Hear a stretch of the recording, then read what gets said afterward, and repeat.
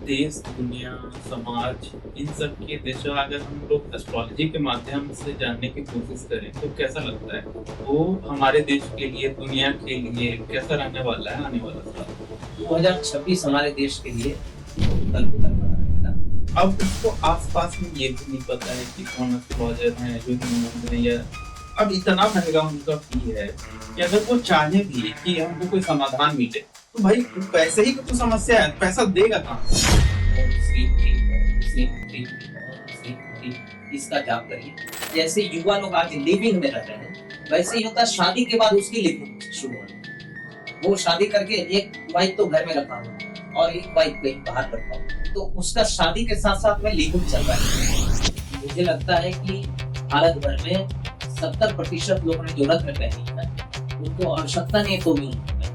या तो एस्ट्रोलॉजर नहीं होगा। लोग को कमाना है, लोग को कमाना है, तो कमाने के लिए तो वो आपको कुछ भी करेंगे। हॉस्पिटल आप जाइएगा, छोटी बीमारी लेके लेकिन आईसीयू में एडमिट हो जाएगा। और सोशल मीडिया में इतने लोग रेमेडी देते हैं कि लगता है कि कोई दुनिया रेमेडी देती है, करती कोई नहीं। Welcome to State Talks. आजकल बहुत सारे एस्ट्रोलॉजी के वीडियोस चल रहे हैं, तो हमने भी सोचा कि क्यों ना एक अच्छे एस्ट्रोलॉजर को बुलाया जाए और बहुत सारी जो मिथ धारणाएं और कुछ अच्छी कुछ बुरी चीजें हैं वो एक एस्ट्रोलॉजर को बुलाकर ही क्यों ना उनसे पूछा जाए कि क्या सही है क्या नहीं है और एस्ट्रोलॉजी कितनी प्रभावी है। अभी के टाइम में एस्ट्रोलॉजी क्या एक सोल्यूशन का काम कर सकती है, क्या रियल है क्या फेक है। तो हमने बुलाया है आज एक रिनोन्ड एस्ट्रोलॉजर को जिनका नाम है योगेश जी। तो Yogesh ji, welcome to State talks. जी नमस्कार। कृपया आप हमारे व्यूअर्स को अपना एक शॉर्ट में इंट्रोडक्शन दे सकते हैं? मेरा नाम पराशर योगेश हुआ। मैं पिछले 15 वर्षों से इस कार्य में हूँ और पाराशरी ज्योतिष, कृष्ण मूर्ति पद्धति, हस्तरेखा, मस्तक रेखा और जो सामुद्रिक शास्त्र है उसके हिसाब से मैं ज्योतिष करता हूँ और जो प्रेडिक्शन होती है वो लोगों को बतलाता हूँ। तो प्रेडिक्शन के साथ रेमेडीज भी बताता हूँ।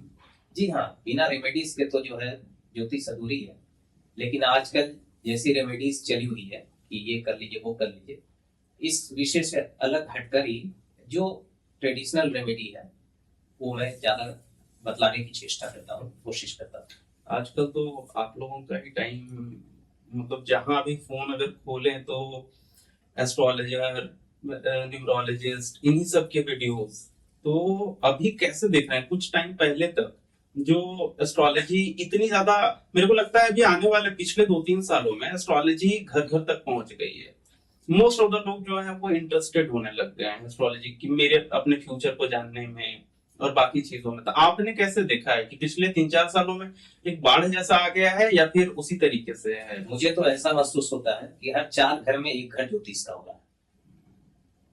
लेकिन ज्योतिष का इन द सेंस कि मतलब एज अ लर्नर कि एज अ सीकर? जिनको बनना है वो बन गए। अच्छा। जिनको जो जो करना है कर गए। एमबीबीएस की डिग्री मिलती है। अगर डॉक्टर सामान्य तौर पर ज्योतिष के जैसे बनने होते तो हर घर में डॉक्टर होता है। जैसे ऑनलाइन में आज सजेशन देने वाले बहुत हैं कि ये बीमारी हो गई तो ये करो वो करो, और आपके शरीर पर क्या उसका प्रतिकूल प्रभाव पड़ता है ये तो आप जान सकते हैं या फिर डॉक्टर साहब जान सकते हैं जिन्होंने इस विषय पर गहन अध्ययन किया हो। तो ज्योतिष क्या है कि ठीक है, हर किसी को इस पर जानकारी लेनी चाहिए, ग्रंथों को पढ़ना चाहिए, शास्त्रों को पढ़ना चाहिए, ज्योतिष विज्ञान को पढ़ना चाहिए। लेकिन इस पर इस बीच मतलब एक होता है ना अनर्गल रेमेडी देना, अनर्गल चीजें करवाना कि आज ये वार है, आज ये कर दो ये हो जाएगा, आज सिक्का वहां गाड़ दो ये हो जाएगा, आज चंदन वहां लगा दो ये हो जाएगा, आज वो कर दो ये कर दो। मतलब इस पर मैं कुछ कह ही नहीं सकता कि क्या क्या चीज होती है। आपने देखा होगा कि कई लोग आते हैं ऐसी ऐसी बातें करेंगे और पता चलेगा कि वो खुद में ही दुखी है। तो जो ज्योतिष विज्ञान को मजाक नहीं बनाना है, एक ऐसा अध्ययन है कि ऊपर जैसा होता है ग्रहों में, नीचे वैसा चलता है। आपका जन्म कब हुआ, आपका लग्न कौन सा है, लग्नेश अगर आपकी मजबूत है तो आप मजबूत रहेंगे, लग्नेश आपका कमजोर है तो आप विचलित रहेंगे, आपका स्वभाव अस्थिर रहेगा। तो ये सब चीजें देखने की है। लेकिन क्या है, आज 2 मिनट में इसका विवेचन कर दो, कोई आया ऑनलाइन में जल्दी बतला दो गुरु जी, 2 मिनट में ज्योतिष बतलाने की चीज है क्या? एक तो लेकिन कई लोगों का सवाल ये होता है कि क्या एस्ट्रोलॉजर क्या खुद की लाइफ को बेटर कर पाते हैं? अगर उनके पास इतना ज्ञान है, वो लोगों की समस्याओं का समाधान कर सकते हैं, तो क्या अपनी समस्याओं का समाधान करने में सक्षम हैं पहले स्वयं? देखिए, बिल्कुल सही बात आपने कही। देखिए, होता क्या है कि डॉक्टर भी कभी कभी क्या है, अपनी बीमारी को ठीक नहीं कर पाता है। तो आपके सवाल का जवाब ये होगा कि कई लोग हैं जो समय अनुसार ठीक कर लेते हैं। ज्योतिष क्या है? ज्योतिष भविष्य को लेकर आपको सावधान करता है, भविष्य को लेकर आपको जागरूक करता है। जैसे आप करने जा रहे हैं कोई काम, और ज्योतिष में मतलब आपकी कुंडली में दिख रहा है कि ये काम आपके बस का नहीं है, तो एक अच्छा एस्ट्रोलॉजर आपको सलाह देता है कि ये काम मत करिए, ये आपके वश की नहीं है, इसमें आपको नुकसान होगा। अगर आप समझदार होते हैं तो उस दिशा में आगे नहीं बढ़ते हैं, जिस कारण आपको जो है इसमें जो होने वाली मतलब होने वाला नुकसान जो है और होने वाली किसी भी तरह की परेशानी है, उससे आप बचे जाते हैं। परेशानी आनी ही आपको जब ग्रह गोचर दे रहे हैं, उस दरमियान जिस समय आप वो बिजनेस करने जा रहे थे, आपने बिजनेस नहीं किया तो ऐसा बात नहीं है कि आप परेशानी से नहीं बचे, लेकिन वो परेशानी कम आई, घाटा कम हुआ, नुकसान कम हुआ। बिजनेस करते तो और बड़ा नुकसान होता है, लोन में आ जाते, ऋण में दब जाते, दोस्तों से मित्रों से किसी से भी उधार पैसे लेकर बैठ जाते। तो अगर आपको एस्ट्रोलॉजर ने सलाह दिया तो उस पर अमल किए, आप बड़ी परेशानी से बचे। ये हुआ ज्योतिष का काम। ज्योतिष आपको बतलाता है कि देखिए, आप अपने शरीर पर ध्यान दीजिए। ज्योतिष आयुर्वेद का काफी मिलान होता है। तो आयुर्वेद के हिसाब से अगर आप कोई दवा खाते हैं, ज्योतिष के हिसाब से अगर आप चलते हैं, तो आपको काफी कुछ फायदा होता है। रही बात स्वास्थ्य को लेकर, आजकल इतने लोग बीमार पड़ रहे हैं, समय पर सोना नहीं है, तो एस्ट्रोलॉजी क्या करेगा? आप फिर 10 रत्न पहन लीजिए, कोई काम नहीं आने वाला है। समय पर खाना नहीं है, तो एस्ट्रोलॉजी क्या करेगा? फिर आपको तो जाके खाना है पिज्जा, चाउमीन, ये सब चीज है। घर पे तो आप कुछ भी खाइए या नहीं खाइए, दूसरे के सामने दिखाइएगा आप बहुत हेल्थ कॉन्शियस है, लेकिन खाना आपको पिज्जा है, चाउमीन है, ये सब है। तो बताइए, इसमें ज्योतिष क्या करेगा? नहीं, ज्योतिष की ही बात, ये तो मतलब एक लोगों की चॉइस में भी आ गया कि हाँ, इसका उपचार नहीं लोग मांग रहे। लेकिन मेरा क्वेश्चन ये था कि क्या ज्योतिषी जो हैं वो खुद अपनी समस्याओं का समाधान करने में सक्षम हैं? बिल्कुल होते हैं। जो ज्योतिष है उनको पता रहता है कि हमारे साथ में, जैसे मुझे ही जॉन्डिस हुआ था, तो मुझे पता था कि मार्च महीने के बाद मेरा जॉन्डिस का असर कम हो जाएगा। बावजूद इसके मैंने दवाइयां ली, ये जो भी लिया है, और मैंने इलाज करवाया। मार्च के बाद में वो स्वतः कम होना शुरू हो गया, जॉन्डिस मेरा खत्म हो गया। तो ये चीजें तो मुझे पता है कि हाँ, मैं कब बीमार पड़ूंगा, कब ग्रह का जो है असर मेरे ऊपर होगा, नकारात्मक असर, कब वो बीमार करेंगे। ये भी चीजें पता रहती है कि कब मेरा अच्छा समय आएगा। जैसे वर्तमान में मेरा अच्छा समय चल रहा है, शुक्र मुझे अच्छा दे रहे हैं रिजल्ट। तो जरूरी नहीं कि एक ज्योतिष होने के नाते मेरा पूरा जीवन ही बहुत अच्छा है। जब नकारात्मक प्रभाव देने वाले ग्रह ज्यादा हो जाएंगे मेरे जीवन में, उस वक्त मैं अपने ज्योतिष से या अपने मंत्र या पूजा पाठ के माध्यम से इसके असर को कम कर सकता हूँ, खत्म नहीं कर सकता। बहुत बढ़िया। और इसमें क्योंकि ये क्वेश्चन ना एक दूसरे क्वेश्चन से जन्म लिया हुआ था, जो क्योंकि कई एस्ट्रोलॉजर को मैं खुद देखता हूँ कि वो उनकी स्थिति बहुत दयनीय है। आप चाहे रूरल इंडिया में चले जाएं, इवन अर्बन में भी मैं खुद मिला हुआ हूँ कि वो मतलब उस तरीके से, मतलब ये भी तो व्यापार है ना, ये भी तो एक काम है कि जिससे लोग जुड़ करके रोज का जीवन यापन इसी के द्वारा चल रहा है, तो बहुत अच्छा नहीं चल रहा होता है। तो यहीं पर जो डिफरेंस है, लेकिन वो बैठे हुए हैं दूसरे के समस्याओं का समाधान करने के लिए, और उनकी खुद की स्थिति बहुत दयनीय हो रखी है। तो अगर आपकी खुद की एनर्जी इतनी वीक है, तो क्या आप सामने वाले को एनर्जी दे सकते हैं, ट्रांसमिट कर सकते हैं? देखिए, इस पर 2 बातें आती है। कबीर का एक दोहा है, लघुता से प्रभुता मिले और प्रभुता से प्रभु दूरी, चीटी शक्कर ले चली हाथी के सिर धूरी। मतलब जब तक आप छोटे हैं, लघु है, अपने को छोटे समझ रहे हैं, तो आप देवता से नजदीकी बनाए हुए हैं। लघुता से प्रभुता मिले और प्रभुता से प्रभु दूरी। जब आप खुद को ही देवता समझ लिए, तो फिर प्रभु से क्या मतलब है आपको? प्रभु से तो दूरी होना लाजिम है। तो यहाँ पर ये चीजें हैं कि लोग भी अपने आप को बहुत ज्यादा जो है बड़ा समझ लिया। आपने देखा होगा, जैसे हमारे बागेश्वर बाबा जी हैं, धीरेन्द्र शास्त्री, या और भी कई बाबा हैं, ये सब एक से एक और अच्छे बाबा हैं। इनके पास कई क्रियाएं हैं समझने की, इनका अपना योग साधना है, कई चीजें हैं इनके पास में, अदम्य शक्तियां हैं जिससे ये पहचान लेते हैं, सामने वाले को बतला देते हैं कि हाँ ऐसा अभी है। होता क्या है, इनके पास भी कोई नहीं पहुंचता अगर सोशल मीडिया नहीं होती तो, या लोग जाते पर उस तादाद में नहीं जाते जिस तादाद में आज जा रहे हैं। सोशल मीडिया का जमाना है, कहीं कोई क्राइम घटता है तुरंत लोगों को पता चल जाता है पूरे विश्व में, कहीं कोई बाबा अच्छे निकलते हैं पूरे विश्व में पता चल जाता है, 2 4 6 10 महीनों में फैलता लेकिन यहाँ पर तो हाँ जल्दी प्रसार हो जाता है। लेकिन मैं आप ही के बात पर आ रहा हूँ। अब होता क्या है, आपने बोला कि गांव कस्बों में दूर दराज के इलाकों में कई ऐसे लोग हैं जो प्रकांड विद्वान है, लेकिन जो है वो अपने 2 वक्त की रोटी का जुगाड़ नहीं कर पा रहे। इसका कारण यह है कि लोग उनके विद्याओं को जो है, उनकी विद्या को जो है उतना अपने नजदीक नहीं ले रहे हैं जितना लेना चाहिए। उन्हें मतलब है, उन्हें अपने दाल रोटी से ही मतलब है, तो वो अपने दाल रोटी भरी जीवित है। और क्या है, इसमें लोग तो बाद में आए ना, मतलब वो तो किसी के साथ भी हो सकता है। वो तो शहर में भी, जैसे मैं कोई आर्टिस्ट हूँ, मेरे आर्ट की कदर नहीं हो रही है, मैं कहीं किसी भी मैं बता रहा हूँ उस पे भी मैं वो समाधान अपने लाइफ का जो नहीं कर मैं आपकी बातों को समझ गया। मैं उस विषय पर भी आ रहा था। ये हो गया लाभ की बात, अंतोगत व लाभ क्यों नहीं मिलता। तो आपने जैसे बोला कि आप एक आर्टिस्ट हैं लेकिन आपके आर्ट की कदर नहीं होती, दूसरा आपसे भी फिसड्डी है लेकिन वो सर आंखों पर है। इसका कारण है कि उसकी कुंडली में उसके ग्रह लाभ स्थान में जो बैठे हुए हैं उसको काफी फायदा पहुंचा है। आपने देखा होगा कि कई क्या रेमेडी से इसको बेटर नहीं किया, बिल्कुल सुधारा जा सकता है, बिल्कुल सुधारा जा सकता तो जो एस्ट्रोलॉजर है वो कैसे नहीं सुधार पा रहे हैं, जो खुद दूसरे को रेमेडी दे रहे हैं। एस्ट्रोलॉजर उसको नहीं सुधार पा रहे हैं। क्यों? एस्ट्रोलॉजर को अपनी क्रिया, मतलब एक होता है कि डॉक्टर अपना इलाज नहीं कर पाता है। मुझे जॉन्डिस हुआ तो ज्योतिष के माध्यम से मैंने ये समझा कि मेरी जॉन्डिस कब कम होगी, लेकिन मैं जॉन्डिस का उपचार करने के लिए स्वयं नहीं बैठना।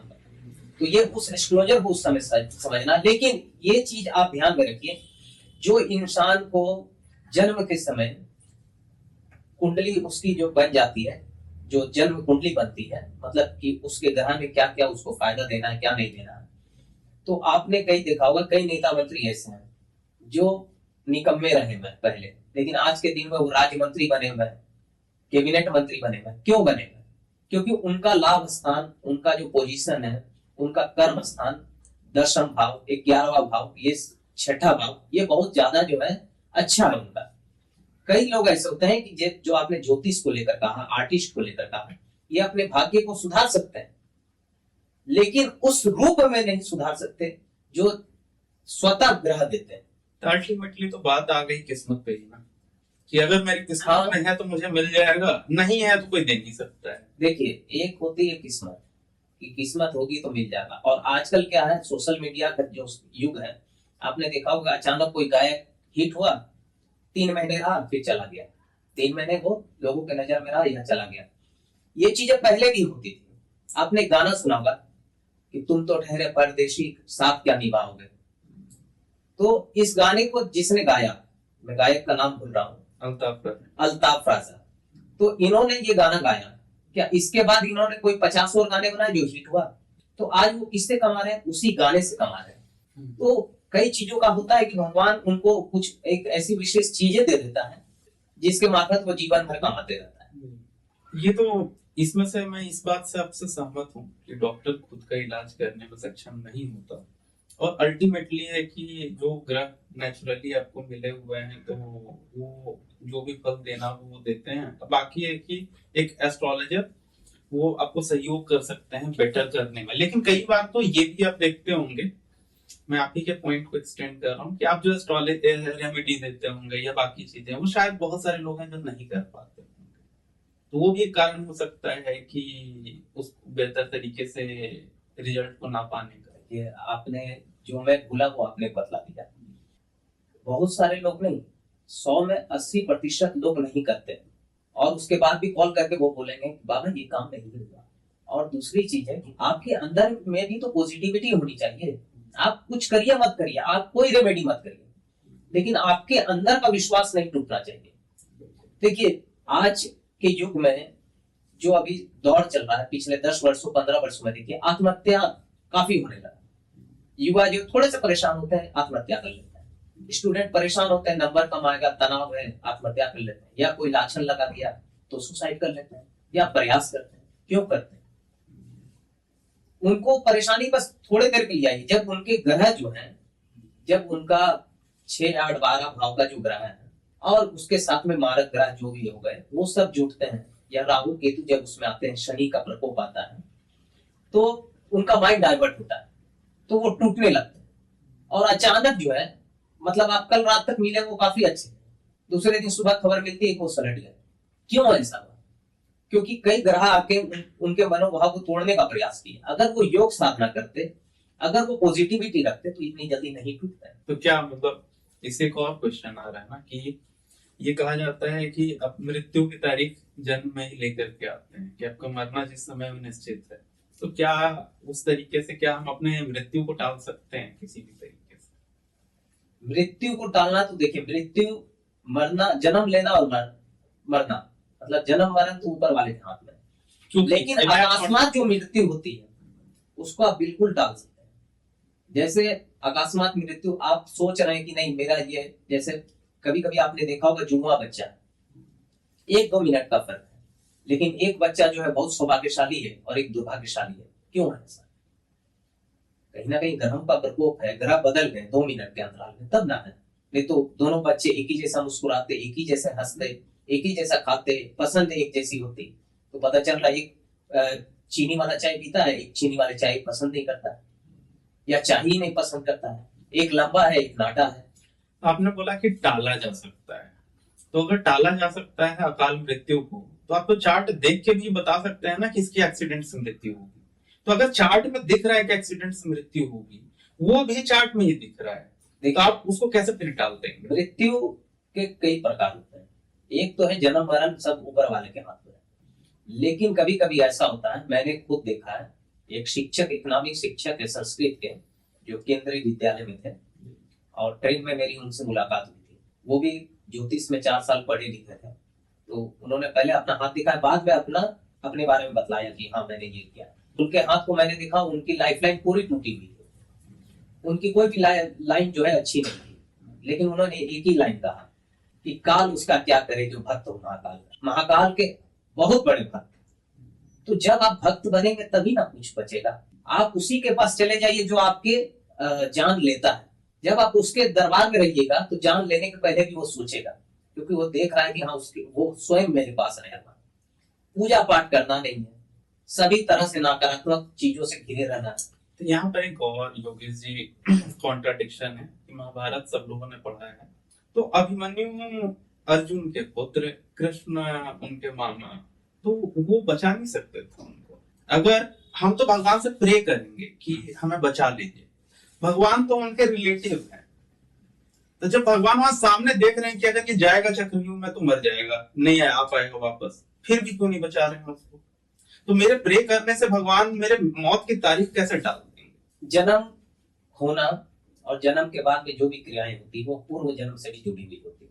दूसरी बात यह है कि आपने बोला कि अर्जुन के पुत्र अभिमन्यु का जो चक्रव्यूह जो उनकी प्राण गई थी, तो ये क्यों गई, भगवान ने क्यों नहीं बचाया? तो इस पर मैं एक आपको बात कहना चाहता हूँ। स्वयं गणपति जी का शिष्य जो है, जो हमारे कथाएं हैं, प्राचीन कथाएं, उसके हिसाब से कि उनके पिताजी ने ही काट दिया था। सवाल तो ये भी उठता है क्यों कटा? बिल्कुल। अब इसी सवाल को लेकर क्यों हुआ और क्यों को लेकर आज हम लोग वर्तमान में आ जाते हैं कि भारत पाकिस्तान का बंटवारा क्यों हुआ, जब इतना पूजा पाठ भारत, अखंड भारत में होता है, लोग इतने धार्मिक हैं, भारत मां को मानने वाले जो धरती की पूजा करते हैं स्वयं, बावजूद इसके धरती का विघटन क्यों हुआ? तो इस पर मैं एक ही चीज कहना चाहूंगा कि कई चीजें ईश्वर कुछ सोचता है, समझता है, अपने हिसाब से करवाता है, और अगर मेरे लाइफ में कुछ घटित हो रहा है तो ये मेरे पूर्व जन्म से भी जुड़ा हुआ है, और कभी कभी कुछ होता है तो अच्छे के लिए होता है। जो गीता के सार में कहा गया है, जो होता है सो अच्छे के लिए होता है। इस पर मैं एक छोटी सी बात आपको कहना चाहूंगा कि भारत का विभाजन तो गलत था, नहीं होना चाहिए था, लेकिन भारत का जो विभाजन हुआ, भारत माता के जो टुकड़े हुए, ये कहीं ना कहीं अच्छा भी था। अच्छा इसलिए था कि अगर भारत का विभाजन नहीं होता और जितने लोग पाकिस्तान की तरफ गए और जितने लोग बांग्लादेश की तरफ गए, आज उनकी जनसंख्या जोड़ लीजिए, अगर भारत का विभाजन नहीं होता तो आपका विभाजन तो हो चुका हो। तो जो होता है सो अच्छे के लिए होता है। और महाभारत और रामायण ये दो ग्रंथ उस हिसाब से रचे बसे हैं जिसमें लोगों को जीना सिखाया गया है कि जब आपके ऊपर दुविधा है, जब आपके जान माल को नुकसान है, तो अपने संतान को भी आहुति देने में पीछे मत रहिए। अब वो उसी से इस बात से मैं आपके सहमत हूँ कि ये पीछे जन्म से चलता हुआ आ रहा होता है, क्योंकि वहीं पे ये भी देखने को मिलता है कि इवन श्री कृष्ण वो खुद भी तो मतलब एक साधारण से मनुष्य के तीर लगने से मृत्यु हो जाती है उनकी। अब वो भी पिछले जन्म से चलता आ रहा है उनका कि उन्होंने पीछे जन्म में जो उसकी हत्या हो गई थी उनके द्वारा, अब इस जन्म में उनके द्वारा हो मैंने जाती तो है। पहले ही कहा कि पूर्व जन्म से जुड़ा हुआ काफी चीज होता है। तो और ऐसे भी हमारे यहाँ देवताओं ने क्या समझाया कि हमने मनुष्य की तरह जन्म लिया है और एक साधारण मनुष्य की तरह इस धरती को छोड़ा है, द्वारका को बसाया और द्वारका डूब भी गई। आज आपका एम्पायर है, कल आपका एम्पायर नहीं रहेगा। जो होता है सो अच्छे के लिए होता है। और दोबारा किया गया जो तुम रो रहे हो, जो आज तुम्हारा है वो कल किसी और का था और परसों किसी और का होगा। गीता के सार को ही कोई समझ लेना तो उन्हें ज्योतिष के पास जाने की जरूरत नहीं है। गीता का सार समझ लेगा तो उसके अंदर पॉजिटिविटी आ जाएगी। इसलिए कहा जाता है कि गीता पढ़िए। लेकिन आज के लोगों को ना गीता पढ़ना ना कोई रेमेडी करनी, पूछना जरूर है रेमेडी क्या करे, रेमेडी क्या करे। और सोशल मीडिया में तो इतने लोग रेमेडी देते हैं कि लगता है कि पूरी दुनिया रेमेडी देती है, करती कोई नहीं। बिल्कुल सही बात। तभी आपने जिक्र किया था कि हाथ आपने देखा ट्रेन में, तो बस एक सवाल आया कि आप अभी ग्रहों की बात कर रहे थे, कुंडली की बात कर रहे थे, फिर अभी तो ये जो कई लोगों की अलग अलग विधाएं हैं, कुछ लोग हाथ देख करके बताते हैं, कुछ लोग मस्तक देख करके बताते हैं, कुछ लोग न्यूमरोलॉजी करते हैं, कुछ लोग वैदिक ज्योतिष। तो इन सब के बीच में अंतर क्या है और कौन सबसे ज्यादा इफेक्टिव आपको लगता है? देखिए निसंदेह वैदिक ज्योतिष जो होता है ये ग्रहों के हिसाब से, मतलब आपका जन्म कब हुआ, जन्म का समय, सब कुछ जन्म स्थान लिया जाता है और इसको लिखा जाता है। या आजकल कंप्यूटर है उसके माध्यम से निकाला जाता है, क्योंकि गणना करके उसमें फिट किया होता है, उसके हिसाब से वो निकाला जाता है और पता किया जाता है कि आपके ऊपर किस ग्रह का नकारात्मक प्रभाव है, किसका अच्छा प्रभाव है, आपके लिए क्या हितकारी रहेगा और क्या अहितकारी रहेगा।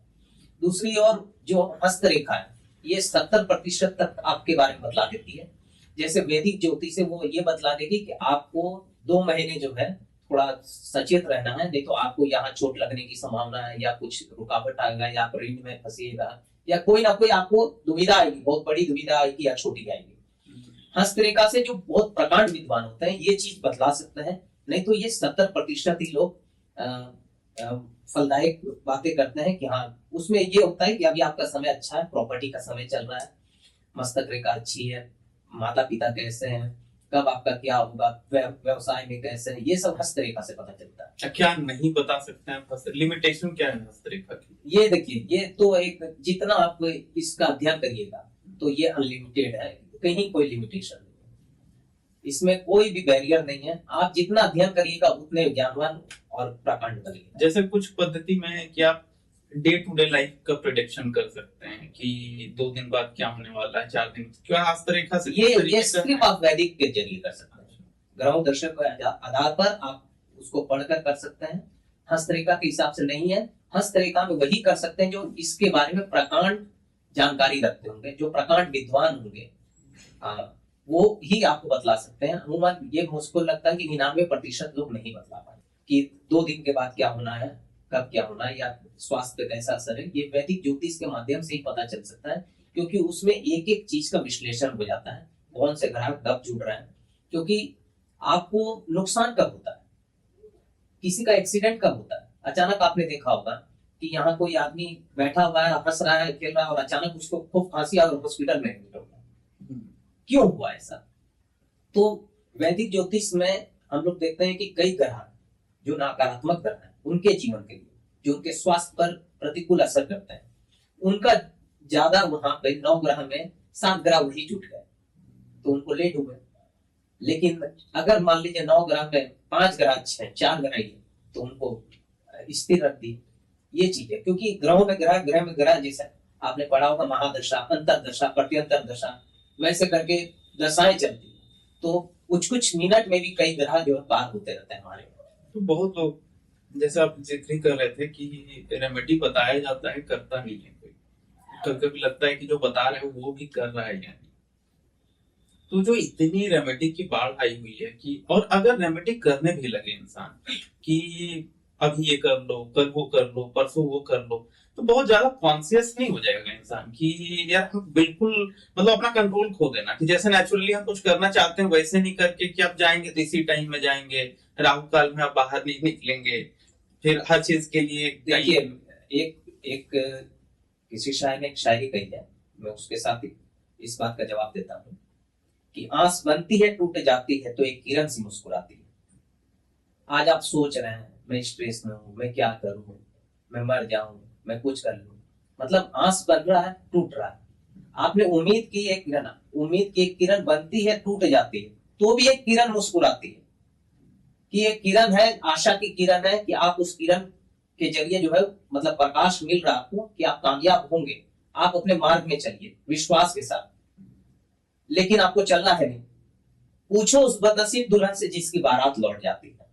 अरे आपकी जिंदगी इतनी खराब तो नहीं हुई है ना कि दहलीज पर आकर बारात वापस चली गई, लेकिन आप जबरदस्ती स्ट्रेस लिए हुए। किसको स्ट्रेस नहीं है? आदरणीय बागेश्वर बाबा जो धीरेन्द्र शास्त्री जी हैं, वो लाखों लोगों को देखते हैं रोज, हजारों से जो है उनका मिलना जुलना होता है। क्या उनको खुद में टेंशन नहीं होगा? क्या वो स्ट्रेस में नहीं रहते होंगे? उनका खान पान अच्छे से नहीं रहता होगा, नींदरा निंद्रा। कई लोग ऐसे हैं, मोदी जी हैं हमारे प्रधानमंत्री जी हैं, वो दिन भर वो इतने बड़े देश को संभाल रहे हैं, वैश्विक रूप से भी देश को संभालना है, फॉरेन कंट्री में कैसे रिलेशन रखना है। जो मंत्री हैं, जो भी कर्मयोगी है, वो स्ट्रेस में रहेंगे। लेकिन क्या है कि वो क्यों चल रहे हैं? जो अच्छे पद पर रहेंगे, जो पॉजिटिव रहेंगे, जो पूजा पाठ से जुड़े रहेंगे, या कम से कम पॉजिटिव बने रहेंगे, तो वो अच्छे रहेंगे। लेकिन यहाँ तो है कि कुछ करना नहीं है, ना कोई रेमेडी करनी है, ना कुछ करना है। टेंशन में तो चाय पी लेना है, या और ज्यादा टेंशन है तो सिगरेट पी लेना है, बहुत ज्यादा टेंशन है तो शराब पी लेना है। शराब का नशा उतरेगा, फिर अपनी किस्मत को रोने लगेंगे, फिर बीवी से लड़ाई करेंगे, फिर 10 बात बोलेंगे, और फिर उनके बीच में, और आपका एक पति पत्नी का समय खराब चल रहा है, तो उस पति पत्नी के बीच में अगर पत्नी समझदार है तो पति का क्या कर्तव्य बनता है कि मैं अपनी पत्नी के साथ ज्यादा समय दूं और पॉजिटिव माइंड के साथ रहूं। लेकिन वो अपना फ्रस्ट्रेशन आके अपनी बीवी के सामने निकाल रहा है। तो सब पूरी दुनिया ये समझ लीजिए कि बिना किसी वाद विवाद के ही वाद विवाद में पड़ी हुई है। सब ज्यादातर लोग तो सुख रोग से ग्रसित है। आज खाने के लिए सरकार राशन दे रही है, सब कुछ दे रही है, उनके यहाँ भी जाइएगा तो लोग परेशान है। माँ बोली कि बेटा पढ़ता नहीं, दिन भर मोबाइल में रहता है, क्योंकि सुख रोग हो गया। एक बड़े घर में जाइए, उनके पास में महल है, कार है, ऐशो आराम है, सब कुछ है, सुख रोग से ग्रसित है। क्योंकि नेगेटिविटी, आपका काम जो है पॉजिटिव नहीं हो रहा है। आप बैठते हैं शराबियों के साथ में, लेते हैं नेगेटिव बात, आप देखते हैं गलत गलत फिल्में, आप देखते हैं लड़ाई झगड़े वाले, एकता कपूर की धारावाहिक देखते हैं, सीरियल देखते हैं, तो आपको क्या चीज अच्छा मिलेगा? अच्छा मिलने के लिए आपको अच्छा बनना पड़ेगा, अच्छे बनने के लिए आपको अच्छे के साथ रहना होगा। जब आप अच्छे के साथ उठिएगा, बैठिएगा, अच्छा करिएगा, अच्छा सोचिएगा, अच्छा खाइएगा, तब आपका सब कुछ अच्छा बनेगा। पॉजिटिविटी ऐसे नहीं आती। पॉजिटिविटी आती है जब आप अंदर से पॉजिटिव फील करते हैं, तो आपका ऑरा भी पॉजिटिव बनता है, आपके आसपास का माहौल पॉजिटिव बनने लगता है। अगर मैं अच्छा हूं और आप आए दुखी होकर, तो भी आप मेरे साथ बैठकर खुश हो जाएंगे। इसको कहते हैं पॉजिटिविटी। ये नहीं कि आप आए और फिर मैं दो जाम छलका दूं, आपके साथ रोने लगूं कि यार सबके साथ ये दिक्कत है, ये है, वो है, तो देख टेंशन मत ले, हो जाएगा, ला सिगरेट ला, लास्ट में फिर आगे धुआं उड़ाने में। तो समय के हिसाब से चलना। आज आबादी इतनी बढ़ रही है, वैश्विक तौर पर लोग परेशान हैं, आधी परेशानी वो स्वयं के जनक है। इसलिए अच्छा है कि आप अच्छे लोगों के साथ रहिए, पूजा पाठ करिए, खुश रहिए, अच्छे गीत सुनिए, पुराने गीत सुनिए, भजन सुनिए, अपने आप को जो है ना थोड़ा चेहरे पे मुस्कुराहट रखिए, क्योंकि दुनिया आंसुओं की कीमत नहीं लगाती है।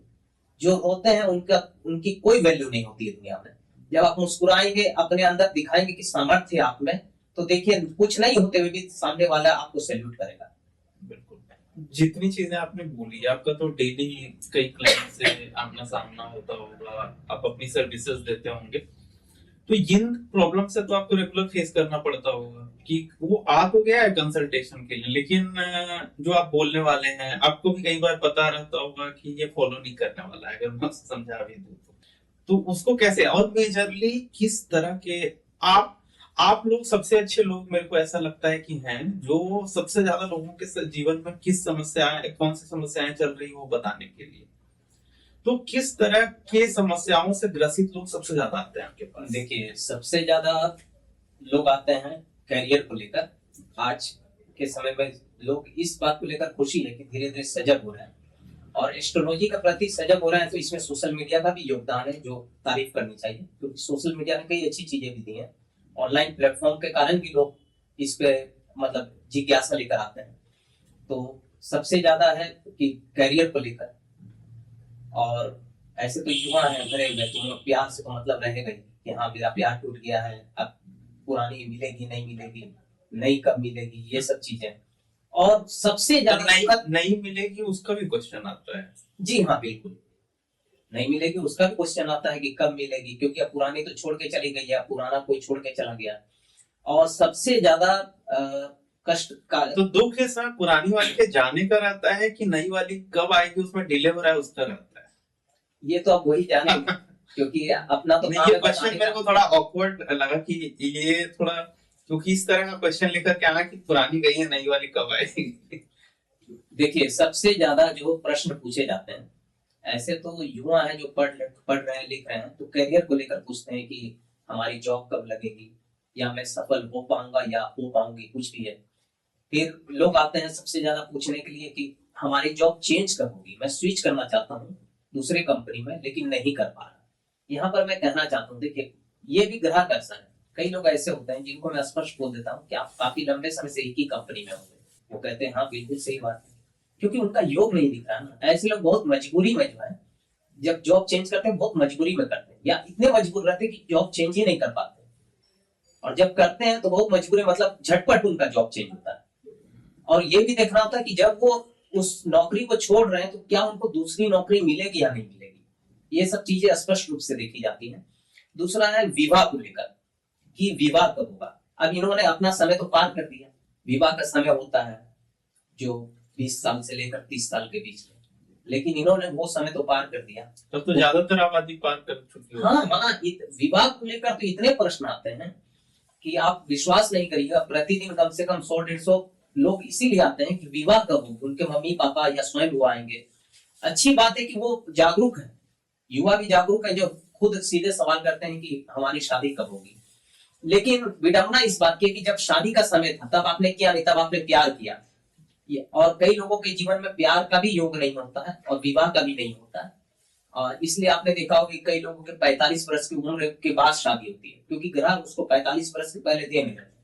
लेकिन कई लोग को आप देखिएगा कि 20 वर्ष की उम्र के बाद से उनके घर में रिश्ते आने शुरू हो जाते हैं, 18-20 के बाद, कि आपका बेटा है, विवाह करिएगा क्या। लेकिन उस समय माँ बाप काफी वो में रहते हैं, मेरा बेटा के लिए पूछ रहा है, अभी नहीं करेंगे, या बेटा कहीं और फंसा हुआ है तो बोल रहा है नहीं अभी नहीं करेंगे, चाहे पढ़ाई लिखाई करेंगे। 5 साल 7 साल उसके पास में खूब फरमाइश आई, खूब अप्रोच आया कि मेरी लड़की कर लीजिए, क्योंकि उस समय उसका मतलब प्रचंड योग चल रहा था विवाह को लेकर। और अचानक से जब ग्रह बदले, जो ग्रह उसको विवाह दे रहे थे वो चले गए उसके जीवन से, उसकी महादशा चली गई, अंतरदशा चली गई, बस अब वो ढूंढने लगा लालटेन लेकर। तो लालटेन की तो कोई वैल्यू रही नहीं था। तो जब तक तो टाइम तो लेकिन फिर से आएगा, फिर टाइम तभी आएगा जब वो महादशा या अंतरदशा जो उसको दे रहे थे, या अमुक जो भी ग्रह विवाह दे रहे हैं, वो जब रनिंग करते हुए आएंगे उसके फिर प्रारंभ में। तो जब कोई आया और वो 32-34 साल का है और आपसे पूछा कि कब होगी शादी, आपने बोल दिया कि अब 10 साल के बाद है, तो फिर क्या रिस्पॉन्स बनता है? 10 साल के बाद नहीं, ऐसे देखिए, जो अगर 10 साल के बाद मैंने जो बोला है, वो 10 साल के बाद उसका फिर से मजबूत योग आएगा। इसलिए आपने देखा होगा कई एक चीज है, पहली वाइफ रही या नहीं रही, या डाइवोर्स हुआ और 55 साल में डाइवोर्स हुआ, या 50 साल में या 45 साल में फिर उसने शादी कर ली, क्योंकि उसकी शादी की योग चल रही थी। लेकिन लड़के ने शादी कर ली, लड़की ने नहीं, क्योंकि लड़की के योग नहीं चल रही थी। कई लोग तो ऐसे होते हैं जो शादी करके भी आप सुनते हैं ना कि दूसरे जगह भी, तो उनका एक्स्ट्रा अफेयर कब चलता है, क्योंकि उनका एक्स्ट्रा अफेयर रहता है कि ये इनका और भी संबंध रहेगा, वो काफी संबंध दिखता है उसमें। तो ये कब होता है? ये होता है जैसे युवा लोग आज लिव इन में रह रहे हैं, वैसे ही होता है शादी के बाद उसकी लिव इन शुरू होनी। वो शादी करके एक वाइफ तो घर में रखा हुआ है और एक वाइफ कहीं बाहर रखा हुआ है, तो उसका शादी के साथ साथ में लिव इन चल रहा है कहीं पे। तो इस तरह के क्लाइंट जब आपके पास आते हैं, क्या समाधान वो चाहते हैं? समाधान क्या है? देखिए, जिस वक्त आपको अगर कहीं से अप्रोच आ रहा है, मैं उन माता पिता को कहना चाहता हूँ कि अगर आपके पास में आपके बच्चों को लेकर अगर कुछ अप्रोच आ रहा है शादी को लेकर कि मेरी बच्ची है, आपका लड़का बहुत अच्छा है, या कुटुंब रिश्तेदार कोई भी है जो शादी को लेकर चर्चा चलाते हैं, और अगर वो विवाह योग्य हो चुका है तो एकदम बिना कुछ सोचे उस क्षेत्र में आगे बढ़ जाइए, आगे कदम बढ़ा लीजिए। लड़की नहीं समझ में आए मत करिए, लेकिन पहले ही बिना देखे सुने मत बोलिए कि अभी मुझे नहीं करना, नहीं तो बाद में, क्योंकि शादी की चर्चा ही तब चल रही है जब लड़के का योग आया। ये ध्यान में रखिएगा, शादी की चर्चा तब चल रही है जब लड़के का योग आया। किसी भी चीज को लेकर, करियर के बारे में जब आपके दिमाग में थिंकिंग आती है ना कि नहीं हमको कुछ अच्छा करना है, इसका मतलब आपका योग चल रहा है करियर को लेकर, कि आगे बढ़ाने को लेकर, और आप नहीं कर पा रहे, फिर दूसरे पल में आपका आएगा बहुत टेंशन है, ये नहीं हो पा रहा है, वो नहीं हो पा रहा है, पैसा जुगाड़ नहीं हो पा रहा है। इसका मतलब है करियर में आपको आगे बढ़ना है, लेकिन रुकावट के साथ। और कभी कभी क्या होता है, मैं घर में बैठा हुआ और अचानक मेरा दोस्त बोला कि ऐसा है कि फॉर्म निकला हुआ है आर्मी का, भर लो, तुम भी चलना एग्जाम देने के लिए। तो मैंने बोला कि ठीक है चलो देता हूँ। फॉर्म भर लिया मैंने, और जब एग्जाम दिया मैं, तो मेरे दोस्त का नहीं हुआ लेकिन मेरा सिलेक्शन हो गया। क्यों हुआ? क्योंकि दोस्त ने मुझे अप्रोच तब किया था जब मेरे करियर का योग चल रहा था, और इसी बीच में मैंने एग्जाम दिया, मेरा प्रचंड योग था, मैं सिलेक्ट हुआ। मेरे दोस्त का थोड़ा कमजोर योग था जो सिलेक्ट नहीं हो पाया। ये जो रत्न है, एस्ट्रोलॉजी से जुड़ा हुआ रत्न है, तो रत्नों का की क्या विशेषता है? आप भी, क्योंकि ज्यादातर ज्योतिषी जो हैं वो प्रिस्क्राइब करते हैं रत्न को, तो वो रत्न की महिमा क्या है? एक्चुअल में काम करता है क्या? रत्न जब आप धारण करते हैं तो उसका एक रे निकलता है जो आपके शरीर में ऊर्जा देता है, पॉजिटिविटी देता है, आपके कार्य को बढ़ाता है, जो उस ग्रह के हिसाब से होता है। जैसे शुक्र के लिए अगर आपने हीरा धारण किया तो हीरे का रे जो आपके शरीर में जाता है। दूसरी चीज है कि स्वतः आपने अगर अच्छा हीरा पहना है तो आपके हाथ की शोभा भी बढ़ा है। जब कोई अच्छा रत्न धारण करता है तो बस आपकी निगाहें उसके हाथ की तरफ जाती है, उसके पर्सनालिटी को देखती है कि हाँ भाई ये तो अच्छा है। जैसे आप अच्छा मोबाइल रखना चाहते हैं दिखाने के लिए, चाहे कुछ है, तो रत्न भी एक तो है पर्सनालिटी को इंक्रीज करता है, दूसरा है कि ये ग्रहों से जुड़ा हुआ होता है। माणिक्य है, सूर्य से जुड़ा हुआ है, पन्ना है जो बुध से जुड़ा हुआ है। अगर आप, बहुत लोग होते हैं जो मतलब ये इतना खर्च नहीं कर पाते हैं, तो इसके ऊपर रत्न भी आते हैं, लेकिन इससे भी ज्यादा बेहतरीन चीज होती है कि आप पारंपरिक तरीके का जो है रेमेडी अपनाएं। जैसे है कि आपका बुध बहुत अच्छा नहीं है, तो आप कम से कम बुधवार के दिन कुछ हो नहीं है, थोड़ा सा मूंग दाल जो है, हरा मूंग, माफ करिए मूंग दाल नहीं, हरा मूंग, वो दान करें। जैसे सूर्य आपके अच्छे नहीं है तो आप आदित्य स्त्रोत का पाठ करें, या आप साथ ही साथ जो है सूर्य देव को जल भी दें। दूसरी चीज है बुध हो गया, ये सब जितने भी होते हैं, पैसा आपको चाहिए या गुरु आपके ठीक नहीं है या गुरु अच्छे है, तो भी गुरुवार के दिन चने दाल का आप दान करें, पीला वस्त्र पहने, पीले वस्त्र का दान करें। जो भी चीजें जो उस कलर, जो ग्रहों के कलर से मिलते जुलते हैं, आप किसी भी चीज को दान दे सकते हैं, आप कर सकते हैं। ये तो रत्न का चीज है। अगर रत्न पहनना ही है तो अच्छे रत्न पहनने से आपके पर्सनालिटी में भी चार चांद लगते हैं, लोग उधर निगाह रखते हैं कि हाँ भाई वजनदार इंसान है। तो आपको, मेरे को लग रहा है आप भी तो पहने हुए हो, शायद पन्ना है और हीरा। पन्ना है, हीरा। तो क्या आप अपना पर्सनल एक्सपीरियंस शेयर कीजिए कि आप रत्न धारण पर सिर्फ पन्ना का भी बात करते हैं कि पन्ना पहनने से पहले आपका जीवन और पन्ना पहनने के बाद आपका जीवन। बिल्कुल, देखिए वाकपटु बना देता है पन्ना। पन्ना अगर अच्छा रहेगा, मान लीजिए आपका बिजनेस बहुत अच्छा नहीं है, लेकिन जरूरी नहीं कि बुध आपका बिजनेस ही अच्छा करे, लेकिन वो आपको स्मार्ट बना देगा, बोलने में अच्छा बना देगा और फ्लुएंसी ला देगा, आपके स्वास्थ्य को ठीक रखेगा। पन्ना स्वास्थ्य को भी ठीक रखता है। तो स्वास्थ्य सब के लिए आप बोल रहे हैं कि कुछ स्पेसिफिक लोगों के लिए? नहीं, ये सबके लिए नहीं होता है, कुछ कुछ के जीवन में कभी कभी होता है कि कोई ग्रह है, जैसे स्वयं सूर्य है, वो बहुत घातक होते हैं। ठीक है, जरूरी नहीं है कि आपको राहु केतु शनि ही सिर्फ घातक हो। जहां सूर्य आपको अच्छे फल दे रहे हैं वहीं आपको वो अनिष्ट भी करेंगे, अगर वो गलत जगह पर है तो, गलत किसी राशि में बैठे हुए हैं तो ये फल मिलता है। साथ ही साथ क्या होता है कि आप जब कोई रत्न पहनते हैं, तो आजकल क्या है कि ये रत्न लेने वाले खरीदने वाले की भरमार हो गई, लेकिन वो समझते नहीं कि कौन सा रत्न उनके लिए कब उपयोगी साबित होगा या उन्हें पहनना चाहिए नहीं। लोग लग्नेश देख लेते हैं, भाग्येश देख लेते हैं और साथ में कर्मेश लाभेश ये सब देख लेते हैं और उनका रत्न देते हैं, लेकिन कभी कभी इन सब चीजों का रत्न भी नहीं पहनना पड़ता है अगर आपकी कुंडली में वो गलत स्थान में या गलत रिजल्ट दे रहे हैं। जैसे भाग्य के रत्न है, लेकिन अगर वो भाग्य के साथ साथ वो कहीं गलत जगह पे बैठे हैं, तो मेरा मानना है कि वो रत्न नहीं पहनकर आप कोई दान दक्षिणा पूजा पाठ का काम करें तो ज्यादा बेहतर होता है। और आपने जो पहना हुआ है, तो ये जो आप बात कर रहे हैं, जो आपने बोला कि टॉकेटिव बनाता है, तो क्या पहले से ज्यादा टॉकेटिव आप हुए हैं पहनने के बाद? देखिए, बुध मेरे अच्छे हैं, काफी मेरे हाथ में अच्छे हैं, तो मैं तो पहले से ही शायरी करना, कविता लिखना, हर चीज करता रहा हूँ और राइटर रहा हूँ, एस्ट्रोलॉजी से जुड़ना हुआ, मतलब हर चीजों में मैं संपादकीय लिखना ये सब मेरा रहा है कार्य क्षेत्र में। तो इसको पहनने से और थोड़ा बढ़ावा मिल गया, बाकी तो पूजा पाठ भी करना होता है निजी जीवन में। और एक हीरा का?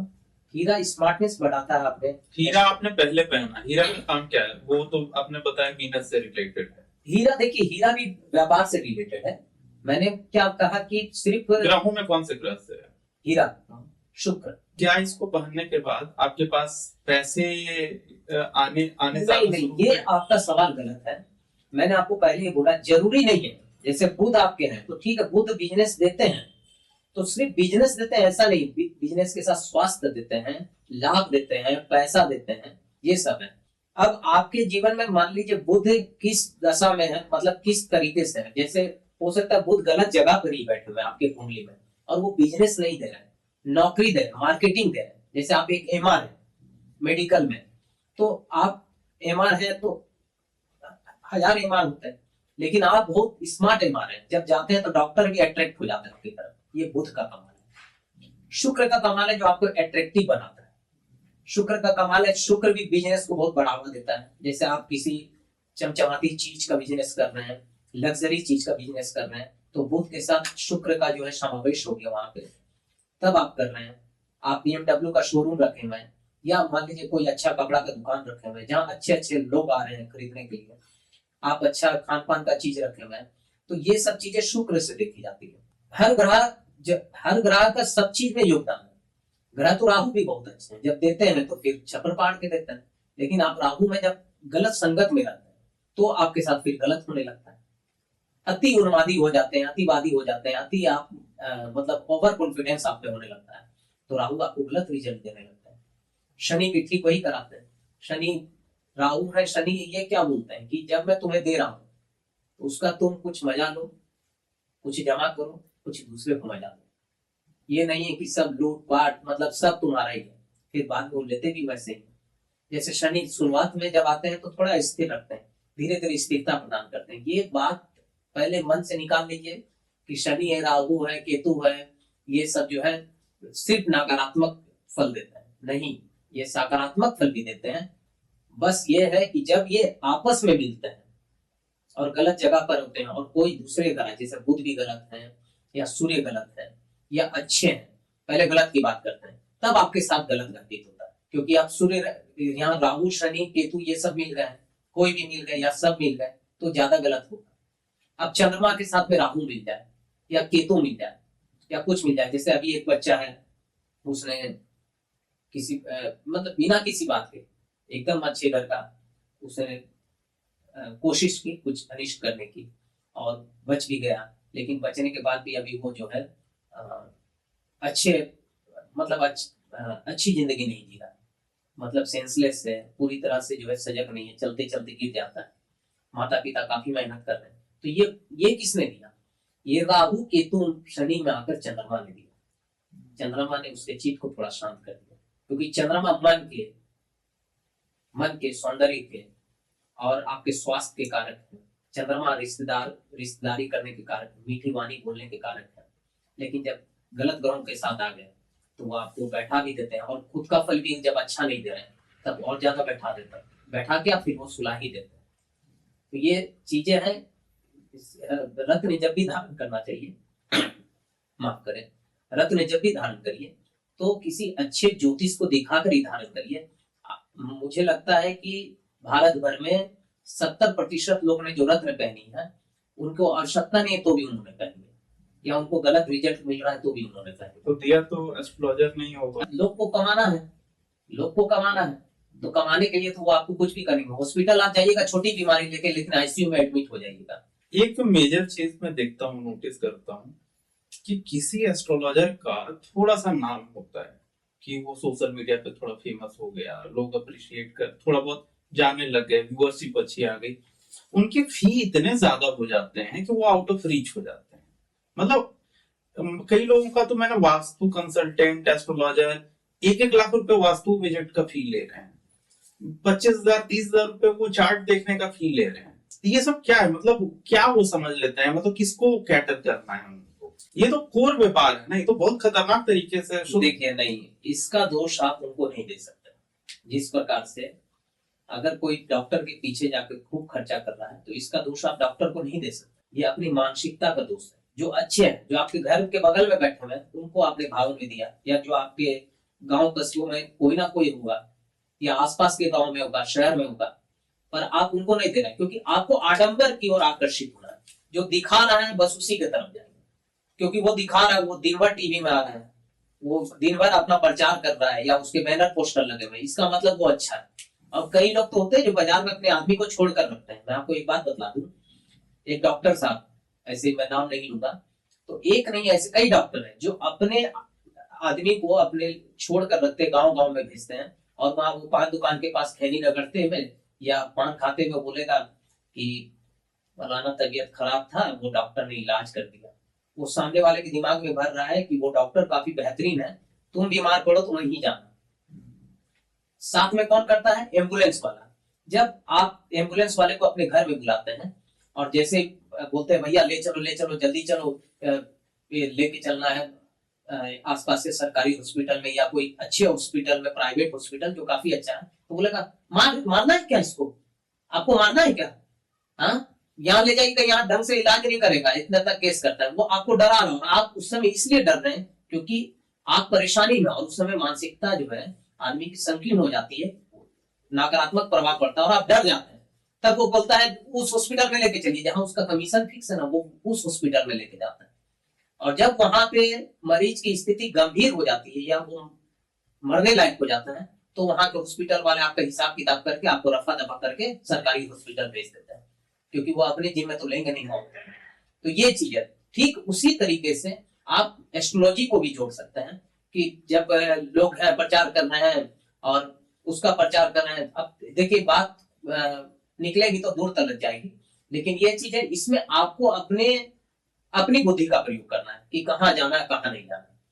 नहीं तो लुटाने के लिए आडंबर के पीछे पूरी दुनिया पागल है। जो दिखाता है, जो जितना दिखाता है, लोग उसके पीछे जाते हैं। इसमें लेकिन जानते हैं प्रॉब्लम क्या है कि मान लीजिए किसी को करियर से रिलेटेड प्रॉब्लम है, अब वो असिस्टेंस चाह रहा है एस्ट्रोलॉजर का। अब उसको आसपास में ये भी नहीं पता है कि कौन एस्ट्रोलॉजर है जो रिनोन्ड है, या तो उसको सोशल मीडिया पे दिन भर है, वो उसको उसी के द्वारा पता चला जो 2-4-5 लोगों के द्वारा। अब इतना महंगा उनका फी है कि अगर वो चाहे भी कि हमको कोई समाधान मिले, तो भाई पैसे ही की तो समस्या है, पैसा देगा कहां से आपको सामने वाला? देखिए, आपने जो प्रश्न किया वो बिल्कुल सही किया कि जब वो करियर को लेकर जो है जागरूक बना हुआ, उसको करियर मतलब जॉब चाहिए, तो उसके पास पैसे कहां से होंगे, या उसको पैसा कमाना, वो पैसे के लिए ही मेरे से प्रश्न करने आया कि मेरे पास पैसे नहीं है, मुझे पैसे चाहिए, मुझे जॉब चाहिए, या मैं कोई बिजनेस करूं, या मैं ऋण में डूब चुका हूं। उनके लिए तो देखिए एक बात है, मैं दूसरे के बारे में तो नहीं कह सकता, हमारा तो दरवाजा खुला हुआ है, जब भी आइए पूछिए। लेकिन एक और शर्म वाली बात यह है कि कई लोग आते हैं जो 200-500 रुपए देने में भी शर्म करते हैं, या उनके मन में रहता है कि नहीं ये पैसा ले रहा है। तो आपके पास अपनी गर्लफ्रेंड को खिलाने के लिए पैसा है, उसके लिए कपड़े खरीदने का पैसा है, तो इन सब के लिए आपके पास पैसा है, लेकिन एस्ट्रोलॉजर को देने के लिए नहीं, उसके भी जीवन में उसको भी अपना घर चलाना पड़ता है। हाँ, आप अच्छे एस्ट्रोलॉजर के पास जाइए, जो आपके पास सामर्थ्य है उस हिसाब से आप बात करिए और दिखाइए। जिनके पास बहुत बड़ी फीस है आप मत जाइए, कोई जरूरी थोड़ी है जो बड़ी फीस लेना है वो आपको सटीक ही बतलाएंगे। हाँ, वो तो आडंबर में फंसे हैं, वो बड़ी फीस क्यों लेना है? क्योंकि बड़ी आपके दिमाग में ये बात बैठी हुई है कि जो ज्यादा फीस लेगा वो ज्यादा कारगर होगा, जो वो ज्यादा अच्छा होगा। हम इसी में तो परेशान है ना। हम लोग क्या है कि जो सोचते हैं कि नहीं वो कपड़ा ही बहुत अच्छा होगा क्योंकि 24,000 का शर्ट है ना, वो बहुत पहनेंगे तो बहुत, पहनने के बाद में आपका बॉडी बन जाएगा, ये हो जाएगा, 10 तरह के चीज सोचने लगेंगे। लेकिन 4 शादी के बाद में आप उसको पहनिएगा नहीं, 24,000 का नाश हो जाएगा।